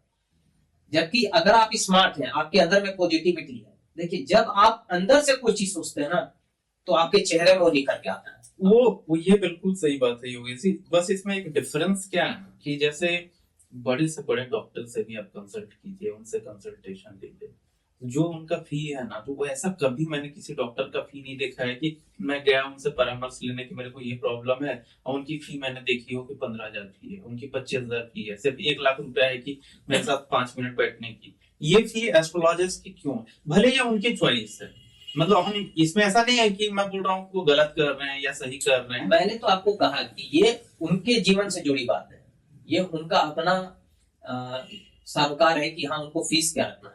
ये तो सामने वाले को सोचना है कि जो ज्यादा फीस ले रहे हैं उनके पास में जाऊं या नहीं जाऊं। दूसरी बात मैं आपको बताता हूँ, डॉक्टर भी हैं, आपने मान लीजिए आप गए और डॉक्टर उनका फीस है 500, 1,000, 1,500 जो भी है, तो उसके बाद में जब वो लिखते हैं कि ये सब जांच करवाना है तो आपकी मजबूरी है जाके जांच करवाने की, उनका स्रोत वहां से भी जुड़ा हुआ होता है। लेकिन चाहे डॉक्टर की बात हो या एस्ट्रोलॉजर की बात हो, एस्ट्रोलॉजर भी तो रत्न देते हैं, बाकी चीजें तो वहां से भी तो कमाई करते हैं। हाँ करते ही हैं, करते हैं। और दूसरी चीज मैं बतला रहा हूँ, कोई करते हैं कोई नहीं करते हैं, ये चीजें भी हैं। लेकिन दूसरी बात मैं बतला रहा हूँ, ये निर्णय लेने का अधिकार तो सिर्फ सामने वाली पब्लिक को है ना, कि अगर वो परेशान है तो किसके पास जाए। वो लोग आडंबर के पीछे भागना चाहते हैं। देखिए आपके दिमाग में ये डाल दिया गया है, काम तो आपके अल्टो गाड़ी में भी चल रहा है, लेकिन आपके दिमाग में डाल दिया गया है कि जो BMW है वही बहुत अच्छा है। अरे भाई आपकी गाड़ी चलेगी तब ना, आपको महीने का चलना है 300 किलोमीटर, तो आप BMW को लेकर के आचार डालेंगे, पूरा पैसा पूंजी तो आप वहां फंसा दिए, लेकिन आपको आडंबर में फंसना है। आपको लोगों को दिखाना है कि आपके पास BMW है, आपको लोगों को दिखाना है कि मैं उस एस्ट्रोलॉजर के पास मिल के आया हूं, भले वो फायदा दे या नहीं दे। और मैं तो यही कहूंगा पब्लिक को, किन्हीं को भी, कि देखिए ज्यादातर एस्ट्रोलॉजर अच्छे होते हैं और जो कम फीस लेते हैं इसका मतलब ये नहीं है कि वो उनके पास ज्ञान। एक्चुअली एक बात बताइए जो व्यूअर्स के लिए बहुत इंपॉर्टेंट है कि अगर कोई व्यूअर एस्ट्रोलॉजर के पास गया है तो कैसे जो पब्लिक है उसको पता चले कि एस्ट्रोलॉजर सही है, मतलब वो अच्छा एस्ट्रोलॉजर है, नॉलेजेबल है, ये कैसे पता चले? देखिए 2 तरह के क्लाइंट होते हैं, एक होते हैं जिनके लिए आप काफी अच्छे साबित हो रहे हैं, तो वो आपकी चर्चा कहीं भी नहीं करेंगे क्योंकि ये मेरा गुरु है, मेरा गुरु ही बन के रहे, ये ध्यान रखिएगा। वो नीचे रखेंगे हर चीज को, कभी किसी को नहीं मिलाएंगे। और एक होते हैं जो इतने खुश होते हैं मिलने के बाद में या उनके जीवन में कुछ बदलाव आता है, तो वो अपनी मामी को, मौसी को, भाभी को, भतीजे को, दोस्तों को, हर किसी को रिकमेंड करता है कि आप इनके पास जाइए। तो लोगों में अगर जो बदलाव आता है, जायज बात है, जब तक उनके जीवन में कोई तब्दीली नहीं आती है तो विश्वास नहीं होता। डॉक्टर की आप दवा लेते हैं और आपको फल मिलता है तो आपको लगता है कि हाँ ये डॉक्टर अच्छे हैं। तो डॉक्टर की जैसी जिंदगी होती है वैसी एस्ट्रोलॉजर की होती है। लेकिन यहाँ पे वहां आप दवा ले रहे हैं और शरीर का इलाज कराने के लिए, और यहाँ चीजें दूसरी है, यहाँ टाइम टेकिंग भी लगता है और ज्यादातर लोग रेमेडी करते नहीं है। और फिर बाद में बदनाम जो है सामने वाला एस्ट्रोलॉजर होता है, क्योंकि रेमेडी करने का मतलब ही है कि आप अपने अंदर जो है सकारात्मकता ऊर्जा को जो है जितना ज्यादा हो सके बढ़ाएं, पॉजिटिविटी बढ़ाएं। रेमेडी का तात्पर्य है, कोई भी पूजा पाठ इसीलिए बोला जाता है। अगर आपको कुछ नहीं है तो आप खुश रहिए, हंसिए, मुस्कुराइए, अच्छे लोगों से मिलिए। देखिए आपके अंदर में एक नई चेतना जो है उसका संचार होगा, आपके साथ अच्छा होना शुरू हो जाएगा। क्योंकि जब आप अच्छा सोचते हैं उसी समय से अच्छा बनना शुरू हो जाता है। लेकिन आप हमेशा रो रहे हैं तो रुदाली फिल्म ही बना रहे हैं, ये बात स्पष्ट मान लिया। कुछ ऐसी मिथ और धारणाएं एस्ट्रोलॉजी के इर्द गिर्द बुनी हुई है कि जिससे मुझे लगता है कि नॉलेज नहीं है लोगों को उसके बारे में। लेकिन खौफ है। बिल्कुल जैसे जैसे मांगलिक दोष कि शादी होगा तो ये लड़का मांगलिक है, लड़की मांगलिक है, नहीं है, हाँ है, तो इन सब चीजों से रिलेटेड क्या है एक्चुअल मांगलिक दोष? देखिए, मांगलिक दोष जो बोला जाता है 1 4 7 8 12, ये सब जो यहाँ पर मंगल बैठे होते हैं मांगलिक होता है। लेकिन इस पे भी जरूरी नहीं कि सब मांगलिक हो, वो देखना पड़ता है कि उस समय उनका नक्षत्र कहाँ है, क्या है। लेकिन ये चीजें होती हैं थोड़ी सी कि मंगल उस प्रभाव देखा जाता है। जैसे किसी कन्या के लग्न भाव में ही मंगल बैठे हैं, मान लीजिए मेष राशि में उनके मंगल बैठे हुए हैं, तो कन्या एग्रेसिव होगी, स्पष्टवादी होगी। कन्या जो भी सुनेगी स्पष्ट सुनना चाहेगी और ऑर्डर ज्यादा करेगी, उसके हिसाब से काम होना चाहिए। या अगर लड़का है तो लड़के के हिसाब से काम होना चाहिए। ऐसे लोग काफी ऊंचे तक भी जाते हैं, अच्छे लेवल तक जाते हैं, एनर्जेटिक होते हैं। लेकिन साथ साथ यह भी है कि अगर उसी मतलब तरीके का अगर लड़का उसको मिल जाता है, जीवन साथी मिल जाता है, या लड़के को जो जीवन संगनी है वो मिल जाए मांगलिक, तो एनर्जी मैच कर जाता है। और कभी क्या है कि दोनों का एनर्जी जब टकराता है तो ज्यादा विवाद भी नहीं होता। नहीं तो ऐसे क्या है कि एक का एनर्जी जो है ज्यादा निकल रहा है, एक जो है उसको ले नहीं पा रहा है। मतलब कन्या बहुत उग्र मिल गई और लड़का है जो ये सब सुन नहीं पाता है, तो या तो विवाह टूट जाएगी या वो कोपमन में चला जाएगा, यानी उसको। तो क्या मांगलिक को मांगलिक से ही करना चाहिए शादी? क्या ज्यादातर अगर मांगलिक कन्या है तो मांगलिक वर मिलना चाहिए, और अगर मांगलिक वर है तो मांगलिक वधु मिलनी चाहिए। ये चीज पर ध्यान देना जरूरी है। जब नहीं मिले तो फिर आपको क्या है कि मान लीजिए आपने प्रेम विवाह किया और एक मांगलिक नहीं है, तो ऐसे समय में ईश्वर का सानिध्य जरूरी है। हनुमान चालीसा पढ़ें, बजरंग बली जी की पूजा करें नित्य प्रतिदिन, मतलब उनके ऊपर आस्था रखिए तो सब कुछ ठीक रहेगा। हमने तो ये भी देखा है कि जिनका 36 में 32 गुण मिलते हैं वो लड़ते रहते हैं, और जिनके 36 में 6 गुण मिलते हैं उनको भी मैंने देखा है कि अच्छे से लाइफ चल रही होती है। थोड़ी बहुत बीमारी वगैरह रहती है लेकिन अच्छे से लाइफ चल रही है। क्यों चल रही है? क्योंकि एक समय के बाद तो आपको भी तो समझ आनी चाहिए ना कि भाई हाँ ये मेरा हस्बैंड है या मेरी वाइफ है, इसकी सोच क्या है। आत्मसात करिए ना, ऑब्जर्व कर लीजिए कि हाँ उसकी जो बुराई है ये कभी नहीं जाने वाली है, क्या इसमें ये चीज है वो चीज है। अब आप सोच रहे हैं हर चीज सब कुछ आपको चाहिए। एक जॉब करने वाली कन्या भी चाहिए, संस्कारी भी चाहिए, और घर में काम भी करे चाहिए, और घर में खुद की बहन है वो घूमे ये भी चाहिए। तो फिर इसमें बैलेंस गड़बड़ होता है, क्योंकि बैलेंस तभी बनेगा जब आपके घर में आपकी जो बहन है, मतलब हमारी जो बहन है, वो भी मेरी जो वाइफ आई है उस तरीके का सोच रखती हो, जैसे कि मेरी वाइफ काम कर रही है, ये सब है, वो जाए किचन में थोड़ा हाथ पर बैठा दे, मतलब हेल्प कर दे, या माता पिता को पूछ ले। ये नहीं उसको मतलब ही नहीं भाभी काम कर रही है तो घर में, ये सब विवाद की जड़ होती है। दूसरा विवाद की जड़ है कन्या है अपने हस्बैंड के साथ है, माँ कन्या के साथ दिन भर लगी हुई है, मतलब आप लड़के की सासू माँ, तो ये सब चीजें भी गलत है। ये अब क्या है कि तीसरा जो है उसका ग्रह वहां पर घूम रहा है और ग्रह टकरा रहा है, तो विवाद हो रहा है। और पॉजिटिव बोलने वाली बात नहीं है कि देखो बेटा अगर ये है तो साथ में रहो, चाहे पूछे। छोटे छोटे बातों पे तो रिश्ते टूट जाते हैं, डाइवोर्स इत्यादि का इतना केस आता है। कई केस ऐसे भी होते हैं कि जिसमें लोग चाहते हैं कि कोर्ट कचहरी जाने के बाद भी कि आप हम लोग मिल जाए वापस। इसमें भी है कि जब ग्रह जो है उसके ठीक होते हैं, मतलब पुनर्विवाह के जैसे वापस ग्रह होता है, तो फिर वो सोचता है कि जो मेरी जीवन साथी जिसके साथ मेरा डाइवोर्स का केस चल रहा है मैं उसके साथ वापस मिलूं। और कई लोग मिलते ही नहीं, मेरे ऐसे कई भी केस आए हैं। अभी अगस्त महीने में भी एक 7 साल से केस चल रहा था तलाक का, जो इसमें वो लोग मिल गए, तो अच्छी बात है। अभी आपने जब शुरुआत किया था अपने बात का, तो आपने बोला था कि अब लगभग हर 4 घर छोड़ करके एक एस्ट्रोलॉजी लर्नर मिलता है जो सीख रहा होता है। तो अब कुछ उन लोगों के लिए कुछ वैसे सटीक रूल्स आप बता पाएंगे कि हाँ ये वाला ग्रह अगर यहाँ है तो ऐसा रिजल्ट देता है? जैसे मैंने बताया बहुत सिंपल सा चीज है कि देखिए मंगल अगर लग्न में तो ऑर्डर करने वाला बनाता है, अपनी बात को जो है प्रथम रखने वाला बनाता है, ठीक है। गुरु अगर मान लीजिए 9वें भाव में है तो बहुत ज्यादा न्यायिक बना देता है। गुरु लग्न में बैठे हुए अगर अपनी राशि में तो न्यायिक बना देता है। अगर गुरु शनि भी न्यायिक बना देते हैं। शनि अगर अपनी राशि में लग्न में बैठे हुए तो कभी ना कभी वो जो है सन्यासी वाला मूड बना देंगे, कम बोलने वाला बनाएंगे, सोच समझ कर बोलने वाला बनाएंगे। ये सब चीजें होती हैं। ये काफी लंबी बातें निकल जाएंगी इस पे, क्योंकि ग्रहों का बहुत ज्यादा प्रभाव होता है। निसंदेह आपकी कुंडली में भी जो ग्रह होंगे उनका फल क्या मिल रहा है क्या नहीं मिल रहा है वो स्पष्ट पता चल जाता है। तो ग्रहों के हिसाब से जैसे बुध है, बुध अगर लग्न में है, बुध अगर 12वें भाव में कंजूस बना देंगे अपनी राशि में है तो ये सब चीजें होती हैं। अगर मान लीजिए आपके सप्तम भाव के जो ग्रह हैं वो छठे भाव में बैठे हुए हैं तो आपके विवाह योग को कम कर देंगे। और या कभी कभी जब उसकी महादशांतर दशा या प्रत्यंतर दशा आएगी तब वाद विवाद होगा जीवन साथी से या अपने ससुराल से। आपका मंगल जो है अपने लग्न में मान लीजिए मेष राशि में चौथे भाव में बैठा हुआ है तो आपको खूब प्रॉपर्टी का मालिक बनाएगा। ये सब चीज है। तो चौथे में तो नीच होता है ना मंगल शायद। आपके मंगल अगर जो है मेष राशि में 4th हाउस में अगर है बैठे हुए तो ये आपको जो है मतलब 4th हाउस में मेष राशि में बैठे हुए हैं तो ये आपको प्रॉपर्टी का मालिक बनाएंगे, खूब बनाएंगे। लग्न में भी रहेंगे तो भी बनाएंगे।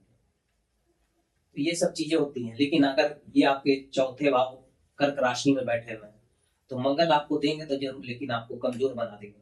अचानक शरीर कांपना, कंपन होना जब मंगल की महादशा आएगी तब, और आपको अस्वस्थ बनाना, ये सब चीजें रहेंगी। तो कुछ जनरल प्रोस्पेरिटी के लिए अगर कुछ रेमेडी सजेस्ट करें जो हर कोई कर सकता है, ओवरऑल वेलबींग कि इसको करने से ना कि अगर मुझे पैसे की प्रॉब्लम हो, मुझे अगर पढ़ाई से रिलेटेड दिक्कत हो रही हो, करियर, जॉब, लेकिन वो एक ऐसी चीज कि जो कोई भी कर सकता है और उससे संपन्नता हासिल, जो रुकावटें जीवन में है वो दूर होती है। दुनिया की सबसे बड़ी रेमेडी है प्रातः काल उठिए तो हाथ जोड़कर जो करागरी बसते लक्ष्मी हम लोग करते हैं वो करिए। समुद्र वैष्णवी देवी जो धरती माँ को प्रणाम करते हैं। और नवग्रह शांति के लिए जो हम लोग तीनों देवताओं से आग्रह करते हैं, ब्रह्मा मुरारी स्त्री पुराणकारी भानु शशि बुधस्य गुरु शुक्र शनि राहु केतु सर्वे ग्रह शांति करा भवन्तु। तो ये जो चीजें हैं ये तीनों सुबह प्रातः काल जरूर करनी चाहिए। धन की दिक्कत है तो आप श्री सूक्त का पाठ करिए। अगर इतना बड़ा पाठ आप नहीं कर पाते हैं तो आप कोई भी एक छोटा जैसे ओम श्रीम ह्रीम ओम श्रीम ह्रीम ओम श्रीम ह्रीम इसका जाप करिए। ये भी नहीं कर पाते हैं तो आप नारायण नारायण का जाप करिए। नारायण नारायण नारायण नारायण बहुत अच्छा जाप है। मतलब आपको चाह रहे कि ये छोटा सा मंत्र है, नाम जाप है, नारायण तो नाम जाप हो गया। तो फिर आप इसमें ओम कृष्णाय वासुदेवाय हरे परमात्मा ने ये आप करिए। अगर आप ये भी नहीं करना चाहते ओम नमो भगवते वासुदेवाय, मैंने क्या बोला, ये सब विष्णु जी से जुड़ा हुआ चीज है। जब प्रातः काल स्मरण जो है वो भी हम जब करते हैं, कराग्रे बसते लक्ष्मी कर मध्य सरस्वती, लक्ष्मी सरस्वती कर मूले तो गोविंदा प्रभाते कर दर्शन। तो हम क्या कर रहे हैं, कृष्ण का दर्शन, विष्णु के रूप का दर्शन कर रहे हैं। तो विष्णु भगवान को जहां आप आराध्य करते हैं लक्ष्मी माँ स्वतः वहां आ जाती है। और इसको आप बहुत ज्यादा अच्छे रूप में करना चाहते हैं तो फिर आप विष्णु सहस्त्र नाम का पाठ करें प्रतिदिन। फिर देखिए दुनिया कैसे बदल जाती है। आपको अगर रोग है, दोष है तो आप 21 दिनों तक लगातार जो है शाम के समय में, अभी आपने बोला कि विष्णु सहस्त्र नाम, ये जो एक रेमेडी है ना, मैंने बहुत बड़े बड़े एस्ट्रोलॉजर को बोलते हुए देखा है विष्णु सहस्त्र नाम की महिमा जी मतलब बड़े, मतलब कि वैसे कि जिन्होंने, वो पायोनियर है जो एस्ट्रोलॉजी में। आपने इसकी कुछ आपके साक्ष्य हैं ऐसा कि विष्णु सहस्त्र नाम का पाठ कोई कर रहा है रेगुलर, उसका जीवन एक्चुअल में तब्दील हुआ है? मेरे पास में हजारों साक्ष्य हैं और हजारों साक्ष्य हैं जो विष्णु सहस्त्र नाम, श्री सूक्त, कनक धारा स्त्रोत ये सब पढ़कर आज कहाँ है, मतलब फर्श से अर्श में है। मैं उनके बारे में बता नहीं सकता हूँ। नहीं, आप विश्वास नहीं करिएगा। ये नहीं है कि मैं यहाँ पे बैठा हुआ हूँ तो ये ड्रामेबाजी में या बोलने के लिए मतलब व्यूअर्स को बढ़ाने के लिए बोल रहा हूँ। आप पहले स्वतः करिए, उसके बाद में फिर आप आके यहाँ पे फीडबैक दीजिएगा मुझे।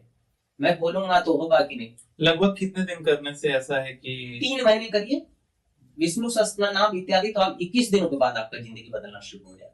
देखिए जब आपकी भावना रहेगी तब ना। हम लोग क्या करते हैं, दान तब देने जाते हैं जब अपने ऊपर कोई शामत होती है। अरे बाबा शुरू से ही दानवीर बन के रहिए ना। जो है थोड़ा बांट दिए, जो खा लिए, ये है वो है। चेहरे में स्माइल रखिए। जब किसी के सामने मीठा बढ़ा रहे हैं तो ये अब मत सोचिए कि वो 1 उठाएगा या 2 उठाएगा। उठा लेने दीजिए। आप उस दिन नहीं खाइएगा तो क्या हो जाएगा, लेकिन भावना अच्छी रखिए। और आपकी भावना क्या है? आप भावना तो ये हो गई है कि पूजा पाठ करना नहीं है, या करना है, जब मंदिर जाना है तो पहले भाग के कैसे आगे तक चले जाए, ये भावना, यही दुर्भावना बदल गई। तो बाकी चीज निकम्मों के हाथ में भी जो है बड़ी बड़ी चीजें आ जाती है। आज आपने देखा होगा कई लोग ऐसे हैं जो कुछ नहीं करते हैं, लेकिन उनके पास सब कुछ है, और कई लोग ऐसे हैं जिन्हें बहुत कुछ मिला है बाप दादा से, लेकिन वो आज भी उसका उपयोग जो है जन सेवा के लिए, अपनी सेवा के लिए, और एक बैलेंस बनाकर करना है। उनमें ईगो नहीं है, क्योंकि जहां अहंकार आएगा शनि, तो वहां आपके लेते जाएंगे सब कुछ, और ले जाते हैं। आज भी आपने देखा होगा जमीनें बिकती हैं तो ज्यादातर कौन बेच रहा है? जो मजबूर है बेच रहे हैं। किनकी जमीन बेच रहे हैं? बाप दादा की संपत्ति बेच रहे हैं, क्योंकि उन्होंने बाप दादा को कभी वैल्यू नहीं दिया। बाप दादा की संपत्ति कितने दिन बेचिएगा? आप बेचिएगा, आपका बेटा बेचेगा, पोता तो नहीं ना बेचेगा। तीसरी पीढ़ी तक आते आते कहानी खत्म हो जाती है। दुनिया में ये इतिहास में लिखा हुआ है कि अगर बाप बदमाश है तो पोते का सर्वनाश होता है। मतलब दादा का अगर एस्ट्रोलॉजी के हिसाब से देखा जाए, दादा अगर कुकर्मी रहा है तो पोते तक आते आते सर्वनाश हो जाता है। लेकिन अगर दादा कुकर्मी और बेटा संयमित निकल गया तो उसका वंश सुधर जाता है। अभी देश, दुनिया, समाज, इन सब की दिशा अगर हम लोग एस्ट्रोलॉजी के माध्यम से जानने की कोशिश करें तो कैसा लगता है? तो हमारे देश के लिए, दुनिया के लिए कैसा रहने वाला है आने वाला साल? 2026 हमारे देश के लिए बहुत उथल पुथल बना रहेगा। हालांकि ये चीज है कि काफी चीजें यहाँ काबू में की जाएगी, लेकिन सामाजिक रूप से जो है, जो विदेश की भावना, ईर्ष्या की भावना फैल रही है एक दूसरे में, उस पर जो शत्रु है वो हावी है। 5-8 12 भाव, जो हिडन शत्रु, हिडन इनेमी, जैसे हर व्यक्ति के जीवन में होता है कि जो आपको बढ़ने नहीं दे रहा, आपके साथ बैठ रहा है लेकिन आप ही का टांग काट रहा है। भारत के साथ भी यही होगा, जो उसके साथ बैठेगा वही भारत का हाथ पैर काटने की कोशिश करेगा। दूसरी ओर जो आपके पड़ोसी मुल्क है, वहां पे अंतरकलह बहुत ज्यादा बढ़ेगी और वहां की सरकारें चेंज होगी। 2026 में ये बात आप लिख कर रख लीजिए। जो हमारे भारत के पड़ोसी देश हैं, जैसे विशेषकर पाकिस्तान हो गया, बांग्लादेश में भी बदलाव आएगा, श्रीलंका में भी बदलाव आने वाला है। ये चीज आप ध्यान में रखिएगा। और अगर बाहर के परिप्रेक्ष्य में देखें तो थोड़ा सा जो है, कुछ इस्लामिक कंट्री में जो है, वहां पे विवाद आपस में मुस्लिम मुल्कों में बढ़ेगा। तो योगेश जी, नेक्स्ट एपिसोड में हम लोग आने वाले, मैं चाहूंगा कि और एक एपिसोड में आप अपीयर हो, जिस पर कि 2026 के ऊपर चर्चा करेंगे, कि जिसमें इस देश के लिए, दुनिया के लिए, और इंडिविजुअल रूप में, कि राशि वाइज की कैसा भविष्य होगा हर राशि के लिए जेनरिक रूप से। तो आज के लिए बहुत बहुत शुक्रिया कि आपने टाइम निकाला, आप आए। Thank you so much. जी धन्यवाद, नमस्कार।